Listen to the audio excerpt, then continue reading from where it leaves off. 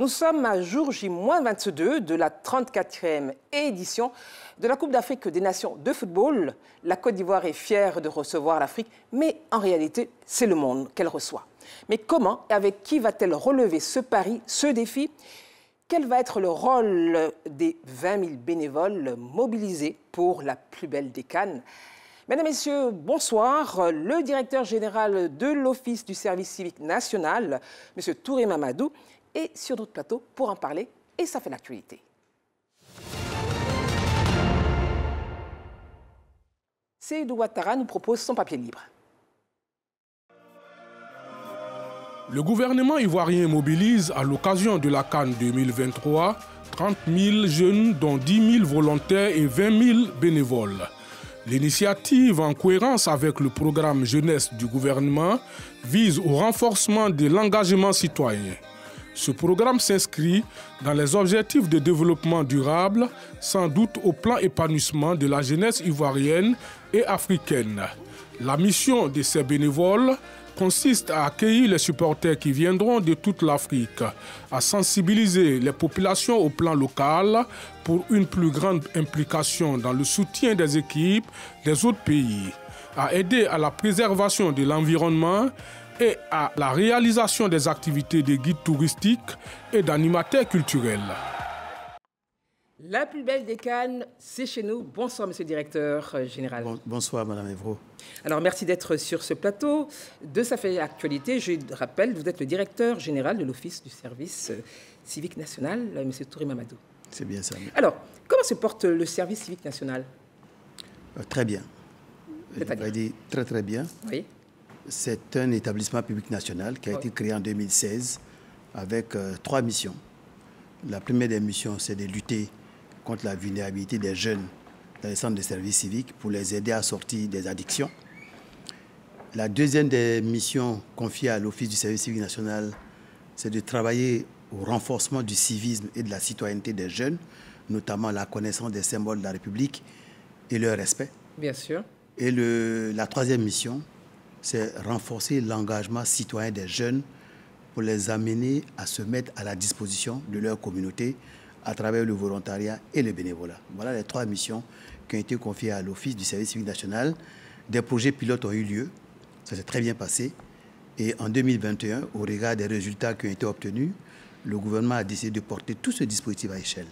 Alors, les volontaires, et là on va parler des bénévoles, nous allons plonger grâce à l'excellent papier libre réalisé par Seydou Ouattara.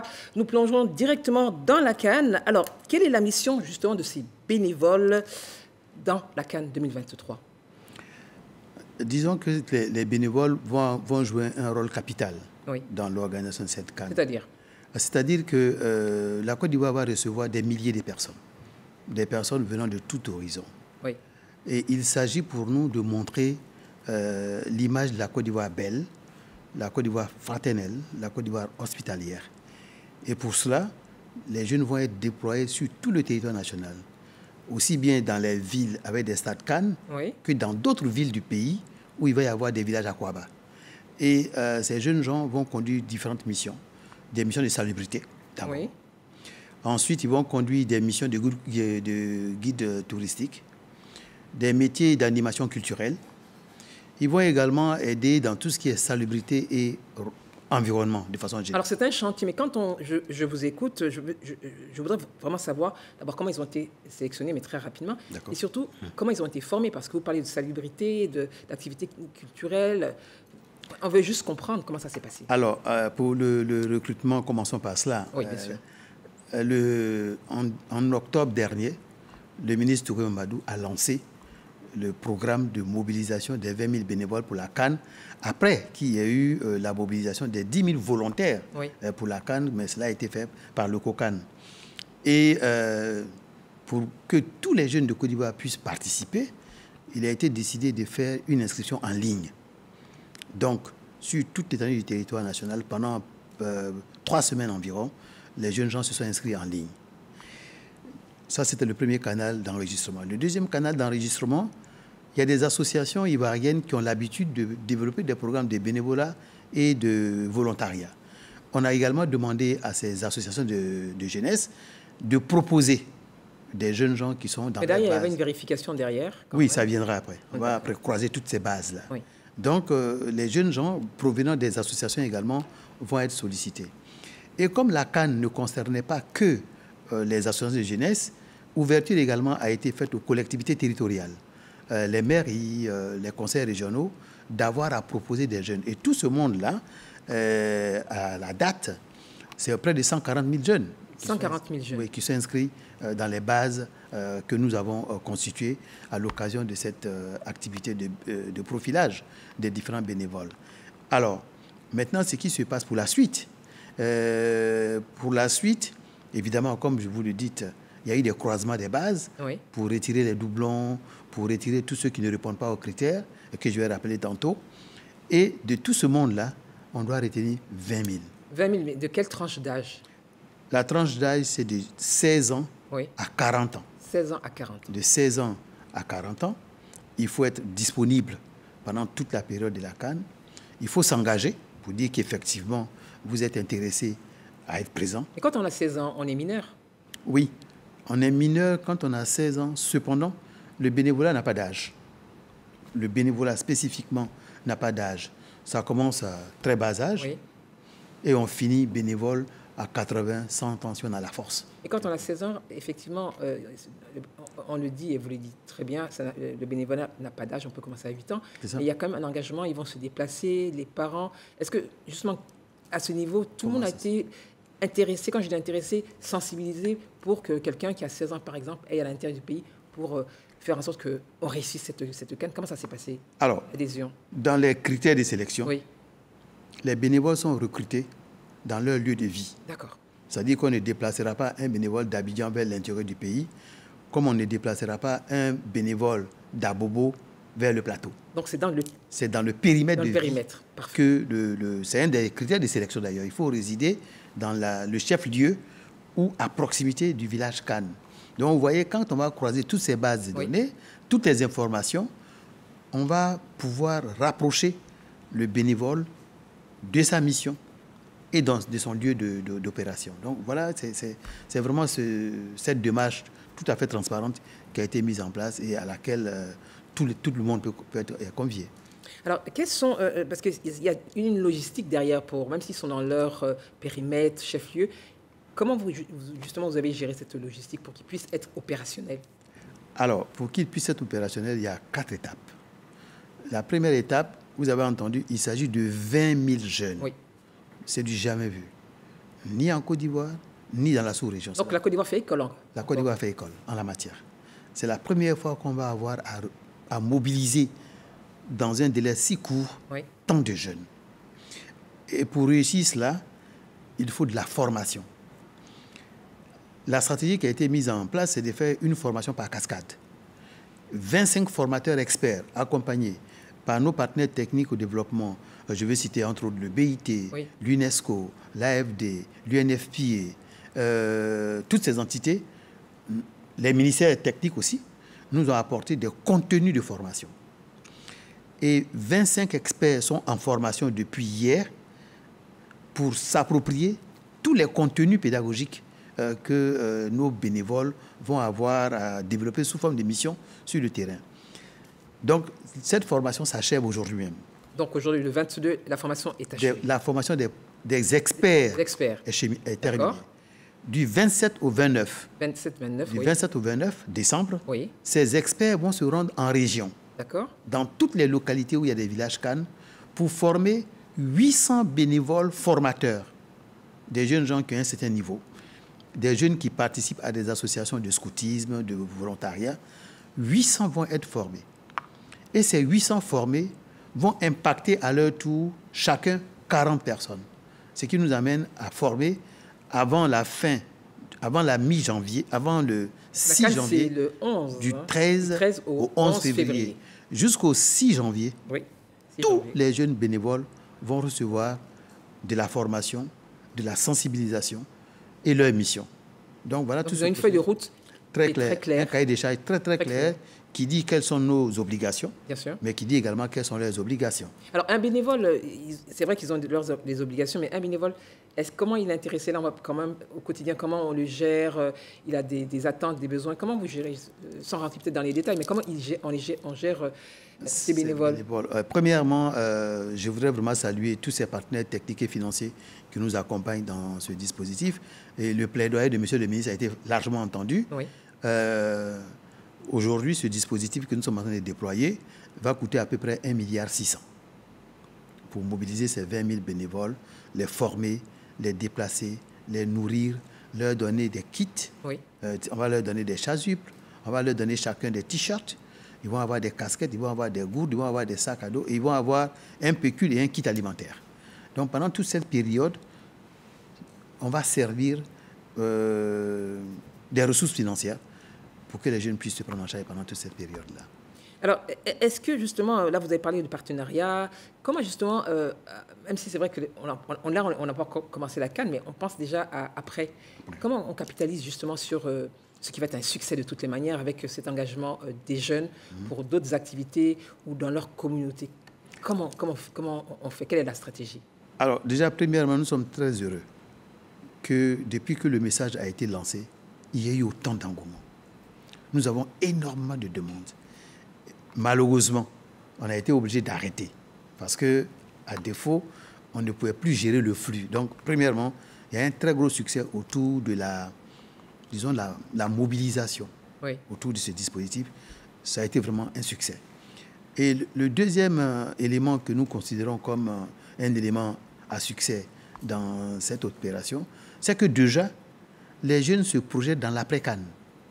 C'est-à-dire? Alors, c'est-à-dire, nous allons hériter de beaucoup d'infrastructures après CAN. Oui, il y a un héritage, effectivement. Il y a un héritage extrêmement important. Il n'est pas question de laisser partir cet héritage à volo. Donc, ces jeunes gens seront formés. Je ne sais pas si vous avez suivi l'actualité. Il y a la formation sur les 5000 jeunes dans les métiers du sport, oui, qui sont déjà lancés. Ça se renforce, ça s'est mis en place. Les autres bénévoles seront dans ces mêmes périmètres pour aider à maintenir ces infrastructures qui vont être mises à disposition. L'autre élément, mais ces jeunes gens-là qui vont participer à cette activité, mais ils seront vus de par le monde. Ils ont conscience justement de ce que cette CAN, cette belle CAN peut leur apporter au-delà de leur contribution, leur engagement citoyen? Mais c'est ce qu'on va leur enseigner. Pour leur dire, souvent, quand on parle de volontariat, bénévolat, par moment, on pense à un bénéfice immédiat. Non. L'engagement citoyen se bonifie dans le temps. Au fur et à mesure que vous passez du temps, que vous expliquez votre parcours, que vous présentez dans votre CV, que vous avez été volontaire, vous avez été bénévole, automatiquement, on vous prête une qualité humaine. On se dit, voici quelqu'un qui est à l'écoute de sa communauté. Voici quelqu'un qui est capable de donner de soi-même sans en attendre rétribution. Et généralement, on donne à celui qui s'est donné. Bien sûr. Et les bénévoles et les volontaires, c'est vraiment cette marque de qualité qui les caractérise. Est-ce que ces bénévoles, justement, c'est vrai que vous avez parlé des scouts, mais est-ce qu'il y a d'autres organisations avec lesquelles vous avez des partenariats, au-delà évidemment, des partenaires classiques au développement? Oui. Mais à leur niveau, comment ça se passe? Il y a plus de 52 associations ivoiriennes qui nous ont fait des propositions de volontaires et des bénévoles. Je veux citer les YouReporters, je veux citer Léo Lagrange, les scouts, le Conseil national des jeunes de Côte d'Ivoire. Toutes ces entités ont eu à faire des propositions de jeunes bénévoles. Donc, c'est tout ça qui est en train d'être traité pour sortir les 20 000 dans quelques jours. Alors là, on se rend compte que ça avance, les choses se mettent en place. Mais est-ce qu'il y a quelques difficultés, peut-être qu'il faudrait, sur lesquelles il faudrait peut-être s'appesantir de façon à ce que tout soit fluide, le cas échéant? Oui. Qu'est-ce qui peut être fait? Parce que c'est un volet important. Hein, c'est un volet important. On avait beaucoup de défis. Oui. Vous voyez, nous sommes en clôture budgétaire. La majorité de nos établissements financiers, de nos établissements, j'ai failli dire EPN, oui. Nous sommes un EPN, nous sommes astreints à la clôture budgétaire. Donc, on doit arrêter de faire tous les engagements d'ici quelques jours d'ailleurs. Et il a fallu que le ministre pèse de tout son poids auprès de ses collègues et auprès de nos partenaires techniques et financiers pour que les ressources soient rapidement mobilisées sur un compte spécial qui est ouvert à cet effet-là, pour nous permettre de payer nos engagements à temps et de façon qualitative. Ça a été respecté. Mais aujourd'hui, le plus gros des défis, c'est de nous assurer que les 20 000 bénévoles sélectionnés seront effectivement présents le jour où la CAN va démarrer. Alors, et ça, vous voyez, 20 000 personnes... Ils sont mis en place avant, ou la veille, ou quel est le dispositif? Ils doivent être positionnés sur le terrain, oui, dans leur mission, au plus tard le 11 janvier. 11 janvier. Le 11 janvier. De telle sorte qu'on ait une journée d'appropriation de l'espace, oui, pour que le lendemain, jour de CAN, premier jour de match, ils soient déjà opérationnels sur le terrain. Donc, voilà un peu l'organisation qui est en train d'être mise en place. Et pour cela, nos DR, nos directeurs régionaux oui, en région, nos centres de services civiques, des coordonnateurs, des superviseurs, toute cette architecture, tout cet écosystème d'encadrement est en train de se mettre en place maintenant. Et c'est le gros défi de cette mission qu'on nous a confiée. Et sur le terrain, comment ça se passe? Parce que c'est comme on dit, hein, c'est vrai qu'à l'intérieur du pays, il y a beaucoup de directions régionales de ministères, de différents ministères. Est-ce qu'il y a une synergie, justement, hein, entre les différents directeurs régionaux des ministères pour une appropriation réellement nationale sur le terrain, en termes d'accompagnement? Parce que c'est vous qui oui, portez, oui, mais derrière, comment vous travaillez justement en synergie? Alors, d'abord, on se réjouit de la mise en place des colocanes. Oui. Dans chaque région, ils ont mis en place un colocan, le comité local CAN, dans lequel comité siègent les différents DR des ministères sectoriels. Ça, c'est un très gros point. Donc, prenons un exemple. À Korogo, on doit mobiliser 2500 bénévoles. Ces 2500 bénévoles, leur structure de rattachement, c'est la direction régionale de la jeunesse, qui est le démembrement qui représente M. le ministre dans les régions. Mais il y a des ministères techniques qui ont demandé à recevoir des bénévoles. Ces ministères-là seront des structures d'accueil. Mais comme ça va faire beaucoup de personnes, parce que quand même, quand on dit le ministère technique, il n'y a pas certainement beaucoup de monde dans ces ministères-là pour les accueillir. Les bénévoles qui vont être mis à la disposition des structures des ministères techniques, eux-mêmes seront composés par équipe. Et dans chaque équipe de 25, il va y avoir un superviseur. Pour chaque 10 équipes, il va y avoir un coordonnateur. Et ce sont toutes ces entités-là qui vont collecter les informations pour les remonter jusqu'à nos DR et nos DD qui font la courroie de transmission vers nous pour qu'on puisse payer. Parce que l'élément le plus important, c'est ça. La finance. Hein? La finance. Oui, bien sûr. Il faut pour gérer tant de monde, il faut mettre en place un système robuste qui ne tolère pas les défaillances. Il faut qu'on paye à la bonne personne, au bon moment. Et 20 000 personnes, ces 20 000 jeunes seront payés par les systèmes de transfert d'argent. Les numéros sont sûrs parce qu'il ne faut pas transférer de l'argent à quelqu'un qui...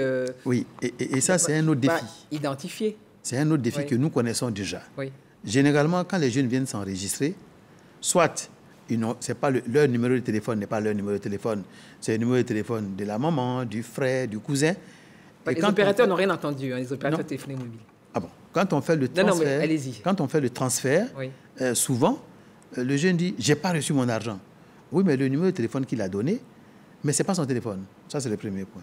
Le deuxième point, il faut qu'il y ait une concordance entre le nom et le numéro de téléphone. Il faut que le numéro de téléphone que vous donnez soit enregistré en votre nom.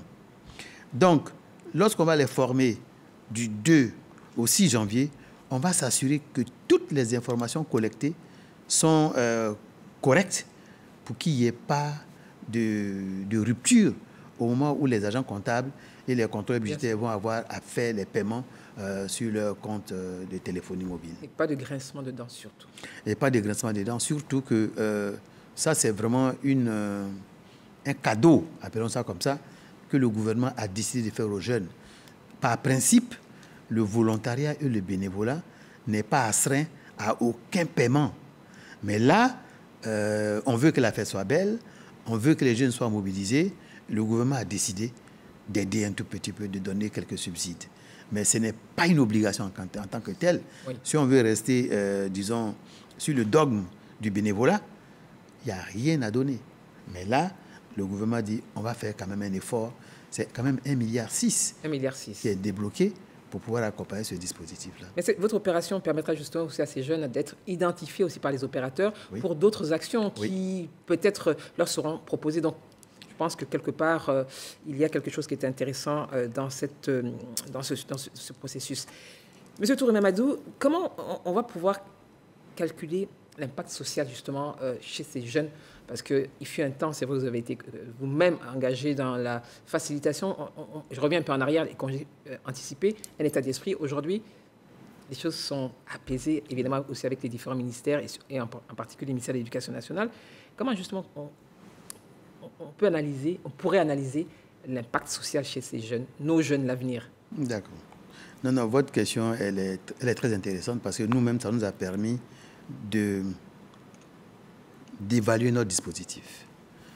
Nous nous réjouissons que depuis 2 ans, 3 ans, on n'a plus fait face à la problématique des congés anticipés. Pourquoi on a réussi en fait aujourd'hui? On a réussi parce que presque tous les ministères concernés ont compris quelle était leur responsabilité et ça nous a permis de créer la synergie d'action entre tous les ministères concernés par la problématique. Ministère de la Justice, Éducation nationale, Jeunesse, Budget et j'en passe. Donc toutes ces entités désormais, sur la thématique du service civique, arrivent à collaborer et à comprendre l'urgence de la prise en charge de certaines situations. Vous voyez que cette situation des congés anticipés commençait à mettre à mal la sécurité et la paix en Côte d'Ivoire. Donc tous les ministères se sont donné la main, y compris la primature, justement, qui a chapeauté tout ça, pour qu'on ait une fluidité dans la prise en charge de ces opérations. Alors aujourd'hui, ce qui se passe, monsieur le ministre le disait il y a 2 ou 3 jours, aujourd'hui, lorsqu'un jeune vient au service civique et qu'il a fini sa mission et qu'il veut rentrer dans sa famille, c'est la famille même qui souhaite qu'il n'aille plus en famille, qu'il reste dans le service civique. Toutes nos entités, que ce soit au niveau du service civique, dans nos centres de service civique, où on traite des questions de vulnérabilité, les parents souhaitent que l'enfant reste. Mais non, chez nous, il reste dans un temps bien limité. Après, la famille doit prendre la relève. Le campus citoyen, où les jeunes gens viennent pour se frotter les uns aux autres également, ça dure 1 mois. Mais lorsqu'on arrive à la fin de ces 1 mois, c'est vraiment des larmes avant de se séparer. Donc nous constatons que véritablement, ces outils-là commencent à bien marcher. Ces outils commencent à bien marcher. Monsieur le directeur général, nous sommes au terme de cette émission de Ça fait l'actualité. Quel message souhaitez-vous transmettre aux bénévoles et à la population concernant l'importance de leur engagement pour la plus belle des Cannes? Ce sera votre mot de fin. Merci. Je ne dirais pas nous allons nous adresser au gouvernement. On n'en a pas la prétention. Mais c'est le gouvernement qui déjà a compris que c'était très important d'avoir cette Cannes où toute la communauté contribue à quelque niveau que ce soit des volontaires, des bénévoles, des adultes, des jeunes. Ça, véritablement, c'est un premier gros succès que nous voulons saluer. Maintenant, l'appel que nous lançons aux jeunes, c'est véritablement de s'approprier cette Cannes. C'est une Cannes d'opportunités. Beaucoup de rencontres, beaucoup de connaissances, beaucoup d'échanges et surtout le renforcement de la fraternité entre eux et leur communauté de base. Et ça, c'est l'appel qu'on veut leur lancer pour qu'ils puissent véritablement s'impliquer dans cette Cannes. Merci, monsieur le directeur général, d'être venu sur ce plateau. Ça fait l'actualité. Et à très bientôt. Merci beaucoup, je vous en prie. La Cannes 2023, c'est chez nous. Mobilisons-nous pour accueillir le monde et faire de cette Cannes la plus belle des Cannes jamais réalisée et organisée en Afrique.